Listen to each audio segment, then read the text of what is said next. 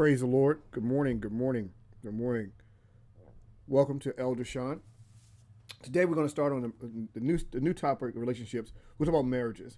We're excited to be here, and as we get started, I want to remind you that, hey, please feel free to share, like this, send this out to people. I appreciate for all that you're doing already. So let's go ahead and get into it. Covenant over convenience. We're going to talk about understanding marriage God's way.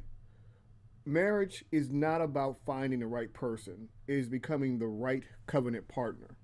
Now, I'm defining marriage. This will be a definition we'll go throughout the series. Is marriage is a divine institution created by God that permits two single adults to enter into an intimate covenant relationship with each other and make an unconditional lifetime commitment to God to remain with an imperfect person. Okay, got that? Marriage is a divine institution created by God that permits two single adults to enter into an intimate covenant relationship with each other and make an unconditional lifetime commitment to God to remain with an imperfect person. Marriage is God's idea, not man's idea. Think about that. God created marriage. God created marriage. In Genesis 2:18, we see that God says, "It is not good that man should be alone." Marriage, note this, family, marriage did not originate in culture. It originated with God. That means God defends marriage. God defines marriage. God governs it, and God sustains it. God defends marriage. God defines it. God covers it, and God sustains it. Marriage is not a social contract. It is a divine institution. Marriage, the marriage you're in right now, is not a social contract. It is a divine institution. Regardless of what you thought when you got into it, I'm letting you know that it is a divine institution.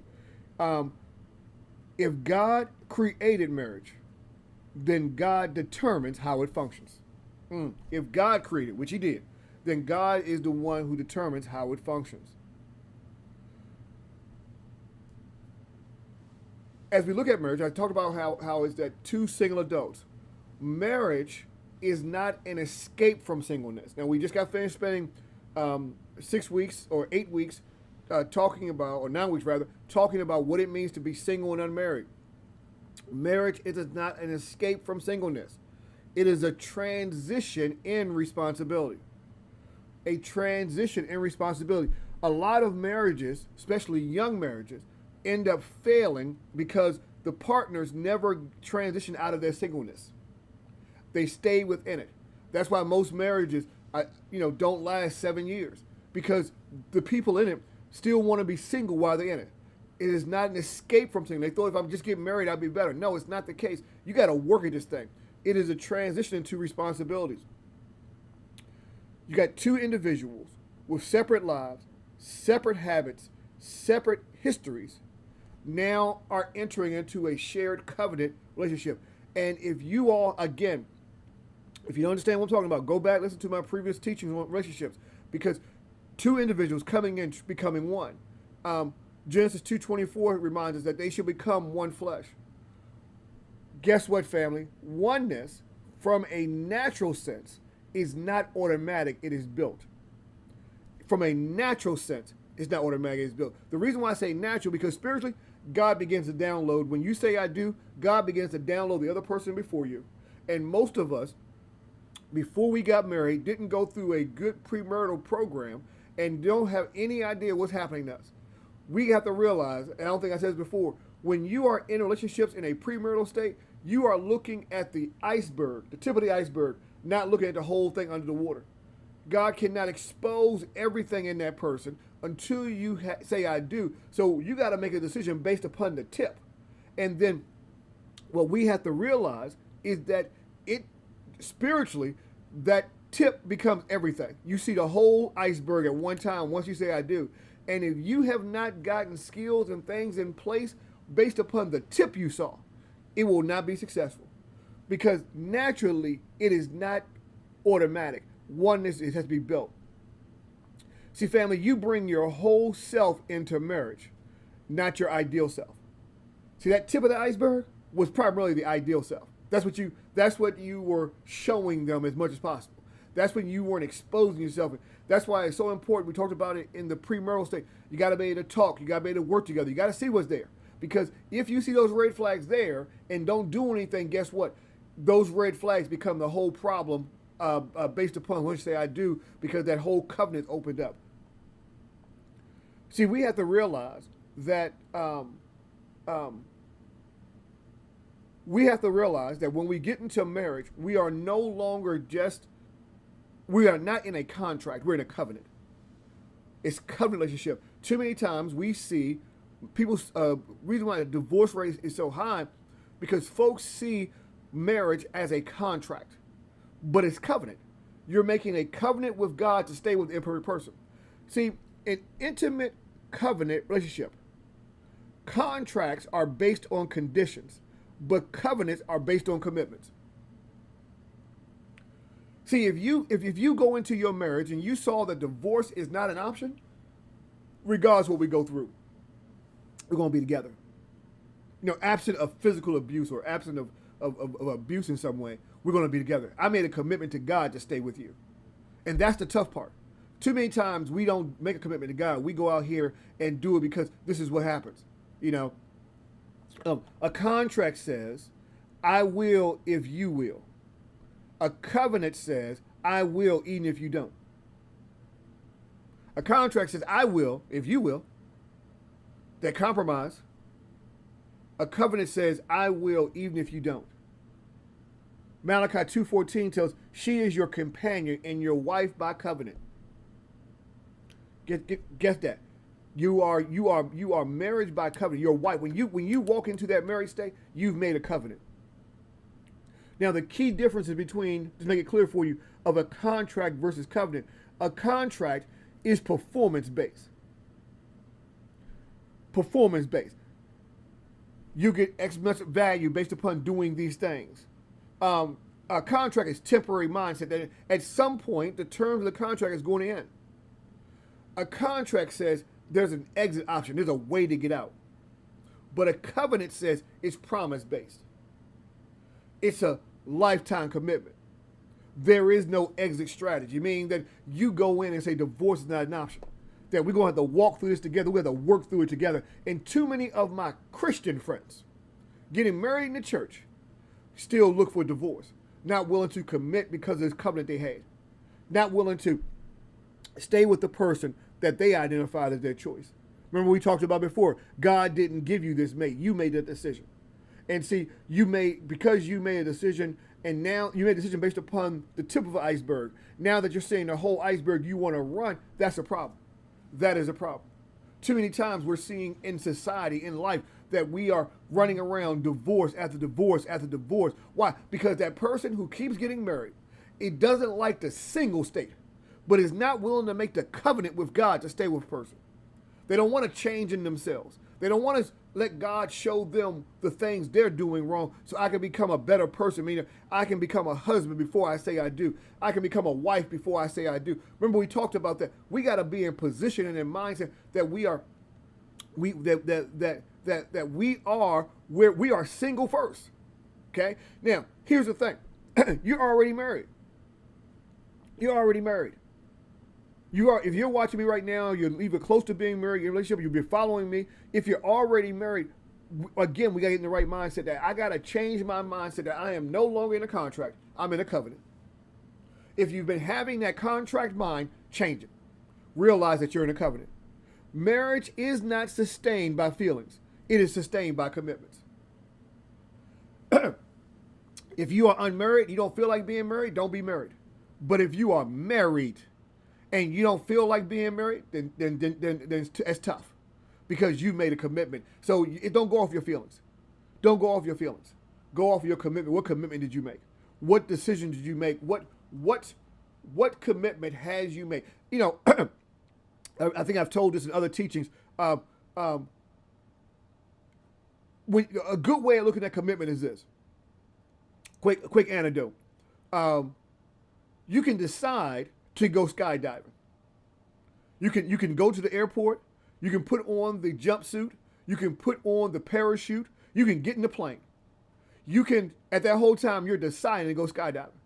The plane takes off. The people are excited. You're at 10,000 feet. The door opens. You are deciding to go skydiving until you step out that plane.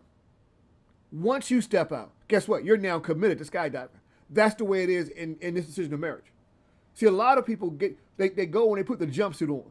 They go and they pick out the rings. They get the tux ready. They get the white dress. They invite people over. They have the ceremony. They made a decision. But see, when that first problem happens and you stay in it, guess what? You made a commitment.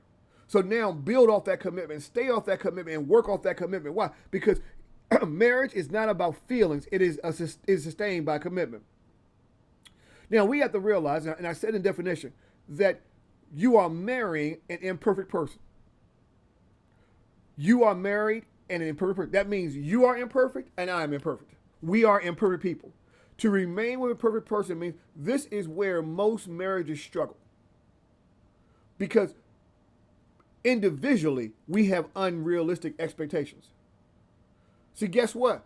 You are marrying someone with flaws, someone with wounds, someone still growing. And guess what? They are marrying someone with flaws, someone with wounds, and someone that's still growing. And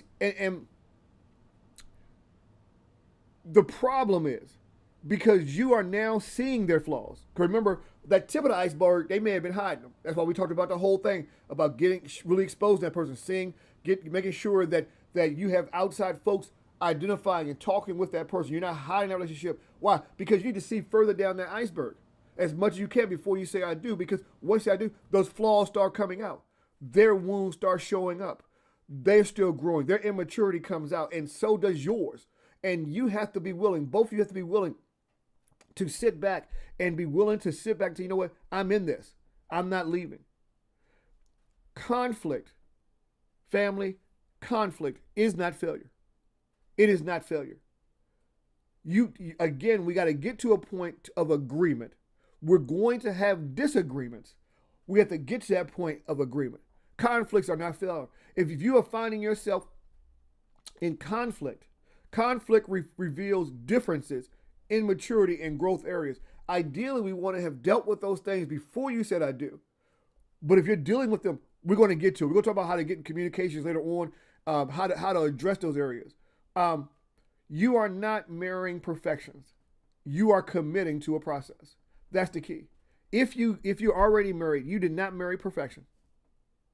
But you need to commit to a process that I am not going to just run, drop out, and leave because I'm unhappy. It's not about feelings. Why? Because you're making a commitment to God. You're making a commitment to God. You are making a commitment to God to stay with an imperfect person. Family, marriage is not just between you and that person. It's a commitment to God first. That means God is your standard. God is your standard. God is your authority. God is the accountability person or partner. So what you have to realize is if God is your standard, God is your authority, and God is accountability, then we got to make sure that my marriage is in God. That my marriage is, we know the cares of the unmarried are unto each other, but the cares that are married to each other. In order for me to care for my wife, I need to make sure God is my head. That I'm leading, guiding, and being led by the Lord, being directed by God. Be willing to do the things or the processes in place to make sure that my marriage is where it needs to be spiritually. A lot of time, and I hate to say a lot of time based upon the men, the wife goes to church, but the man doesn't. Now, hopefully, family, you've already identified that before you got married. We talked about that. We talked about making sure that person has an independent relationship with God so that they are be willing to lead you to church and be with you in church. But peradventure, you are in this mess now and he does not want to go. That's a problem. But that's not the reason for divorce. You need to go out here and make sure you're praying. Make sure a woman or wife that you're out here in the ministries and the groups that can help you pray for your husband, get your husband involved in the church. Trust me, your husband will see a difference and he will change if you're consistent. Set in your heart, this is the way I'm going to live. This is the way I'm going to walk. And we're going to talk about that in the next few weeks about how, what happens if you're in a marriage now and you're unevenly yoked. We're going to address that. But we have to make sure that we got to make sure that God is in our relationships, that we have a commitment to God, and God is our standard, God is the authority, and God is accountability. Ephesians 4:12 reminds us a threefold cord is not quickly or easily broken. See, family, your marriage, so threefold, you, God, and your spouse together, it's not easily broken. But a two-cord strand is. Why? Because it's just y'all two. You got to have God in the middle so that he can go through and strengthen it. Your marriage will only be strong as your commitment to God. Family, if only one of you are committed to God, you're fighting uphill battle. You're fighting uphill battle because you don't have commitment there. And we got to make sure that, and it's key, your marriage will only be as strong as your commitment to God. Only be as strong as committed to God. If they don't have a prayer life, if they don't have a devotional life, now I'm going to tell you, one person can carry it, but it's better if two together. Because one can put 1,000, but two put 10,000 to flight. That's why y'all both need to make sure that you're having that commitment to God. That spiritual relationship should be consistent across the board. If one of you is trying to live holy, that can keep the family. But the key is ideally both of y'all need to live holy because it'll be a lot easier. It's a lot easier. You're going to still come up with things. You're going to still have issues. You're going to still have concerns. But it's a lot easier if both of you are committed to God. We talked about this last week. We talked about that submission. 2 weeks ago, rather. Mutual submission. Submitting, Ephesians 5:21 says, submitting yourselves one to another in the fear of God. See, we have to be willing to submit. See, before we get into roles and responsibilities we're going to do next week, there is mutual submission. This means there is mutual humility, respect, and consideration. Marriage is not about control. It is about cooperation under God. Marriage is not about control. It is about cooperation under God. Can we cooperate with what God is saying? Can we go through and follow his example, his guidance? Are we growing together? Because guess what? Submission in marriage is not about power. It is about posture. It's not about power. It's about posture. It's about position. I got to make sure that I'm submitted to the things of my wife. That means we have conversations. We have communications. We talk. I got to humble myself to allow her to help me. Wives, you got to be willing to submit to your husbands as well. Husbands, you got to submit to your wives. Submitting one to another. That way, and it's not about I'm in charge, I'm in control. No, you are together. You are together. But too many of us in our marriages right now don't have that. We don't have that. We don't have that. We are not submitted to each other. We don't fully understand. We're in the marriage now. You're married. You walked in this marriage thinking it was an escape from your singleness, your unmarried state. I just need to be married. I don't want to be unmarried anymore. If that's your mindset, you're having problems. And if you're not having problems, you will have problems soon. It's not escape from your singleness. It is a transition. Some of us are in marriages and we've never transitioned from being that unmarried to being that husband. We're hanging out with friends, not keeping family first. We're hanging out with the boys. We're hanging out in the courts. We're doing all the things we did when we were unmarried. We're not going through taking care of the children. We're not going through being in their life. You know, guys, I'm telling you right now, if you are a father, your children should not call for their mommy first. They should call for their daddy first. Why? You're the head of the household. You're the head of the household. When if you are newly married and your wife has that baby,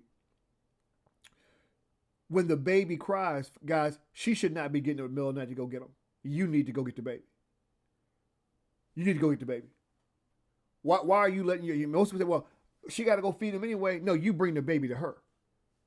Why? Because this is both y'all child, but you're the head of the house. You get out your bed. You go to the baby. You pick the baby up. You bring the baby to mom. You make sure mom is able to, is fully awake while she's feeding. You both together are up.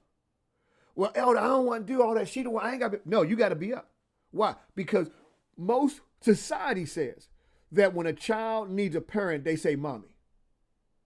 And that's gotten so far that even culturally, if something's going on wrong with a child in the school calls the mom first.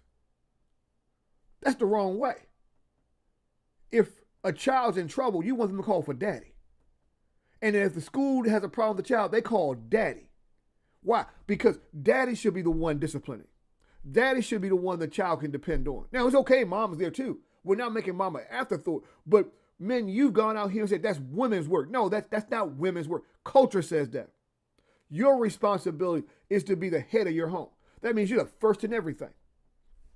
Child cries, you go. You go and deal with that child first. Why? Because ideally that's what God's plan is. That's his order. But too many of us, oh, it's the woman, she can do it. I can go to sleep. No. She carried that baby for 9 months. She had that baby. She needs a break. This is your job. She's already carried the first 9 months. Now it's your time to carry. It's your time to be there for that baby. It's your time to change those diapers. It's your time not just go to the grocery store and pick diapers up, but change the baby too. Learn these things, guys. See, too many times we've been out of position because this is what society's told us. No. Your responsibility is to be there for that child. That child ought to come to you. That child should be able to know if something, I'm calling my daddy. But see, not enough daddies in the home. Not enough daddies around. So we got women raising children when it was supposed to be a partnership. And see, family, we have to realize that, again, that's why it's so important to have your child in marriage, because this is how it works.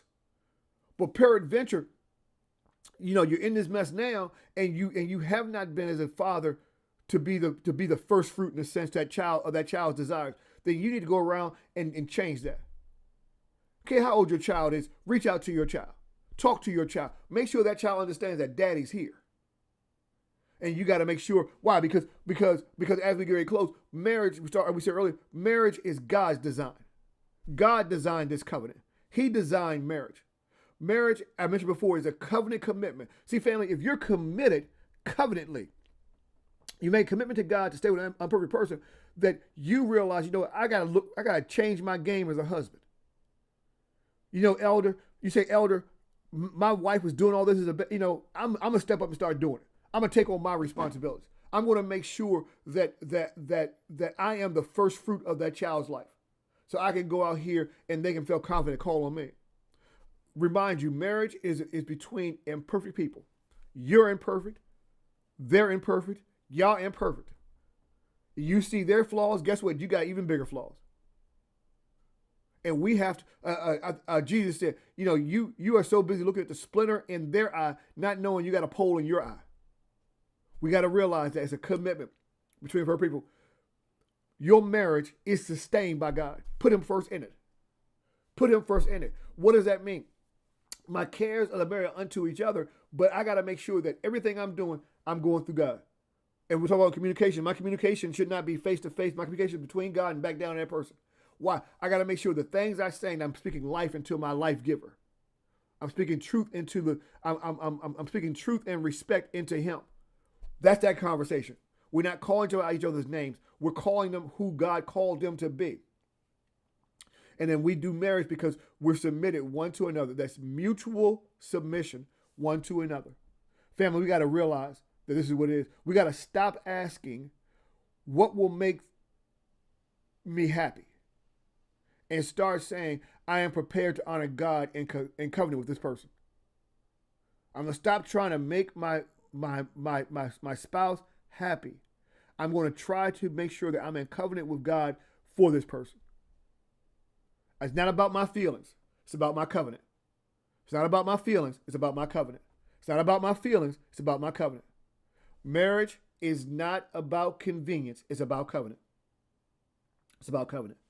If you're married, whether you realize it or not, you're already in covenant relationship. Covenant relationship. And because you're in covenant relationship, you have to make sure and accept the fact that there's some responsibilities that go on with the covenant.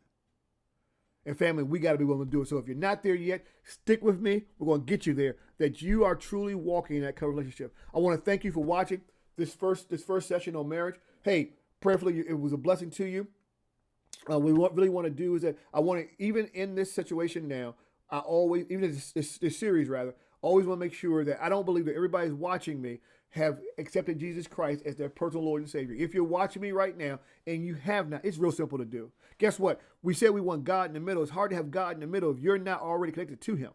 So Romans 10:9 says, if we confess with our mouth the Lord Jesus Christ and believe in our heart that God has raised him from the dead, then we shall be saved. It's real simple. We're going to pray a prayer. Just repeat this prayer after me. Lord Jesus, I confess that you are Lord. I believe in my heart that God raised you from the dead. Forgive me, save me, and lead my life. I love you. Amen. If you prayed that prayer, guess what? You're just as saved as I am. The next key is to find yourself a good Bible-believing, Bible-teaching church. If you need help with that, reach out to me. I can help you with some things to look for to make sure that the church you're belonging to or attending or you're looking for can meet your needs. Thank you for being here. I pray this has been a blessing for you. Thank you also for accepting my new time. We're now doing 10 a.m. So we can go live then. And I thank you for watching. Feel free to, for these next few weeks, watch it with your spouse. Talk about what I've talked about. Make sure this is where you are. If you have questions, feel free to reach out to me on one of the social medias. Go to my website, eldersean.org. Go to the contact page. Send me a note. I'm the only one that sees it. Let's have a conversation. Let's make sure that our marriages are where they need to be. Until next time, take care. God bless you.